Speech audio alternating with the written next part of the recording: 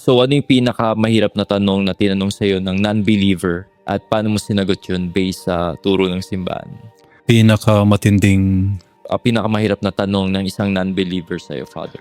usually pag pumupunta ako, yung mga pinupuntahan ay na-prepare na sila, ako muna yung magsasalita, ganun ano.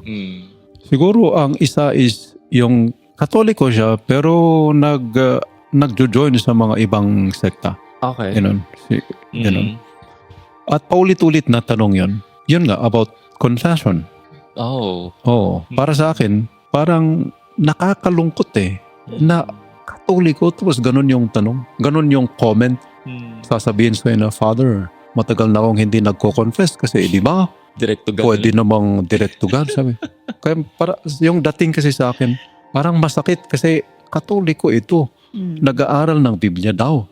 Pero all the more, dahil nag-aaral sa kabila, dahil natutunan daw sa kabila, na doon sa kabila ay Biblia yung tinuturo at according to the Bible daw ay bawal mangumpisal sa pare. Kaya sabi ko, ang tindi namang deception yan. Ang tinding deception yan. Kaya sabi ko, dapat ito yung tutukan talaga na turo. Kasi yan din yung request ni Jesus Yung unless you turn to the mercy of God, unless you ask for mercy.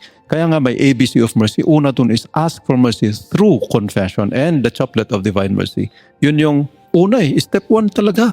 Paano ka i-bless ni God pag hindi ka magsisi at humingi ng kapatawaran? And in the Catholic Church, the way to ask for mercy is through the sacrament of confession. Kaya sa akin, it's a deep deception kung yung isang Katoliko pa ang magsasabi sa'yo na, Father, bakit kailangan pang mag-confess? Di ba? Yun yung... Very lukewarm, no? parang yung dating sa akin, parang, how can this be? Sabi niya, marunong siya sa Biblia, nag-aaral sa Biblia, but all the more sa pag-aaral daw niya ng Biblia, napatunayan niya daw na hindi na kailangang mag-confess sa pare. So, hindi dapat the more na maging deep ka sa Biblia, dapat magiging humble ka, dapat maintindihan mo na sa turo ng Biblia, sa turo ng mga apostles, and the apostles of the apostles, church fathers, iba talaga yung maging humble ka, aminin mo na makasalanan ka, at unang step, kung gusto mo talagang maging totoong Katoliko ay yung magsisi ka, yung conversion, di ba? Amen. Yung conversion talaga. Amen. And conversion is an ongoing process.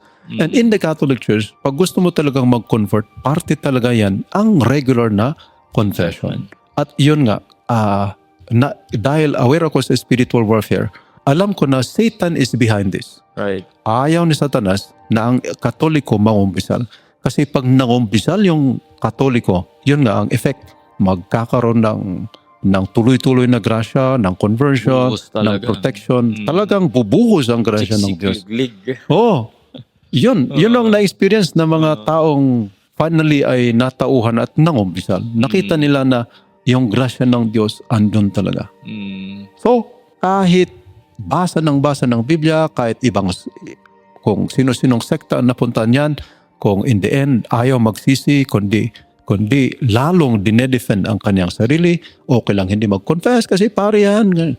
All the more na parang nakuklose tuloy yung grasya ng Diyos. Kaya nga, pride nila yung sarili kaya nga nila. ulitin ko, napaka-powerful itong devotion na ito because that is the emphasis also of this devotion. Amen. So pagtingin mo pa lang sa image nito, yung white na yon ay washing. And how does Jesus wash our sins in the Catholic faith? Yun, confession. Yeah. Confession.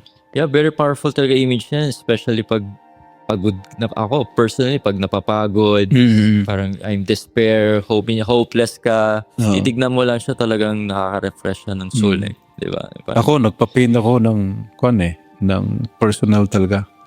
Malaking painting yan. Sino yung painter? Sino nag-commission? Taga Senyo yata taga Bulacan ba yan? Taga Bulacan. Oo. Marami nga doon. No, si Pasko ba yan? Oo.